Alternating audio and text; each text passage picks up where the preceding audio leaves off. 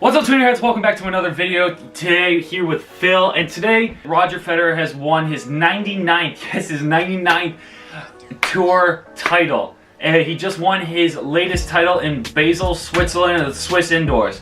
Now, this is the last year on his contract that he signed with the tournament. A lot, especially for your hometown tournament, but next year he also has the Laver Cup in Geneva, so that begs the question, is Federer retiring anytime soon? Personally, I hope he doesn't, because I am one of the biggest Federer fans out there. I believe that he's the GOAT. I believe that he is the best to ever play the game, but that's just me. But it also, a lot of people have been asking for the longest time whether or not he's going to retire. Now, the guy's 37 years old, and we don't know when he's going to retire, nor has he given any hints. But that's not true. I might know when he is retiring. Nah, I'm just kidding. But no one really knows when he is retiring. So that's the biggest problem we're having right now. He's 37 years old. He's still beating all the top juniors and top up-and-comers on the tour as well. Yet, he has not announced any retirement news at all. He didn't make a retirement joke at the US Open this year, which was kind of funny, but a lot of people took it out of context. He made a joke saying, maybe I could retire now to protect my 21st round major wins. Now, he hasn't lost in the first round of any major that he has won or played in. So this begs the question of whether or not he was going to retire, just to save that little, but we still don't know whether or not he's going to do it. So that brings up my next piece of evidence, whether or not he is retiring. Barbara Schett, a former number 7 in the world women's player from Austria, has said that Roger Federer's goal is to play in the 2020 Olympics in Japan. Now, I wouldn't be surprised that he does make it that far. He signed his contract with Uniqlo. It's in only 2 years, and he is looking to get that gold medal in singles. He did win in 2008 with Wawrinka for Switzerland for doubles. So he does have a gold medal already, but not in singles. That is something that Nadal has won, and so is Murray. And he hasn't yet achieved that to add to his case yet. So that's another piece of evidence that a lot of people are thinking about. Barbara Schett also believes that since the Laver Cup is in Geneva next year in 2019, Roger Federer's hometown, she believes that that could be his end run for next year. So we don't really know whether or not that's going to be his last tournament ever to play. He has also said in the news that he would move and step aside for younger players and up-and-coming talent to play in the tournament as well as the Laver Cup, to make sure that everyone's getting the influence and publicity that they need. Because the Laver Cup, apparently they gave $2 million to each player. They get paid a lot of money, so if someone else comes in, I wouldn't be surprised if Federer steps down. If we want to talk about another hint for Federer's retirement goal, I would say, would be the Uniqlo contract. Everyone is very familiar with how much Federer got paid for Uniqlo. He got paid $300 million for 10 years, $30 million a year. That's a lot of money. I believe he did it for his family, just to add some more money, not like he needs it, but just to add some more money to his pocket, so that way he can keep up with his family, his 2 sets of twins, his whole team, agency, stuff like that, just to keep the ball rolling and just to have some guaranteed money. It's a lot of money, but for him, he doesn't really need it, which begs the question why he would need it for 10 years. Why do you need a Uniqlo contract for 10 years for $300 million? Unless he's planning to play for 10 years, that's another story.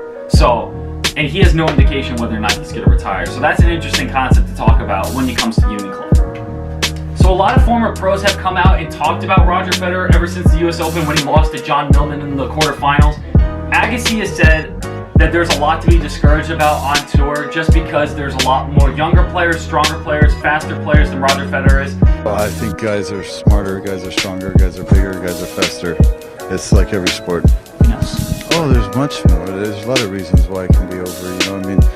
There's a balance of life. There's priorities. You can just be, quite honestly, just tired of the challenges and the organizations and the traveling and all the work that goes into it, the preparation. It can be physical. For me, it was physical. My body told me it's over, and then that was ends. For Federer, he'll decide on his own terms. But personally, I'm not really concerned about that, because he's 37 years old and he's still beating all these young guns. Millman was probably an exception, that the conditions were bad, Arthur Ashe has no AC, but these are just excuses.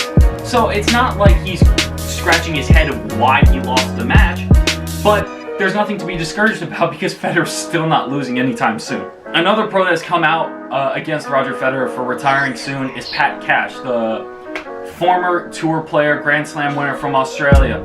Pat Cash has come out after the US Open saying that Federer should either play more or just retire. Now, I don't really understand that statement.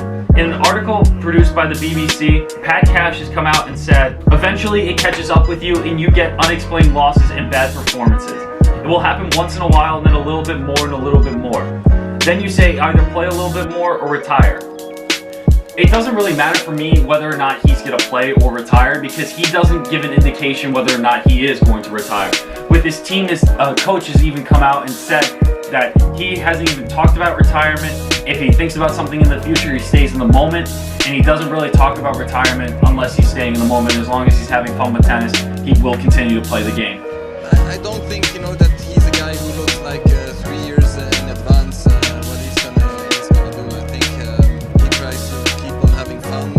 He wants to stay healthy, and then he can play for the titles. We don't talk too much about the future in 1 year or 2 years. I think it's just more about the momentum and try to do your best. In conclusion, there's no real timetable. No one really knows when Roger Federer is going to retire. I'm personally saying if he starts performing less and less in the next 2 years, he's then going to give up on the game, or he's going to move on to something bigger and better, which is hard to do when you're the greatest player of all time.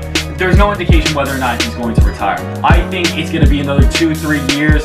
With the Uniqlo contract, that's a whole nother story of 10 years. Why would he need it for 10 years? But you decide. Comment down below when Roger Federer is going to retire, or if he will retire anytime soon.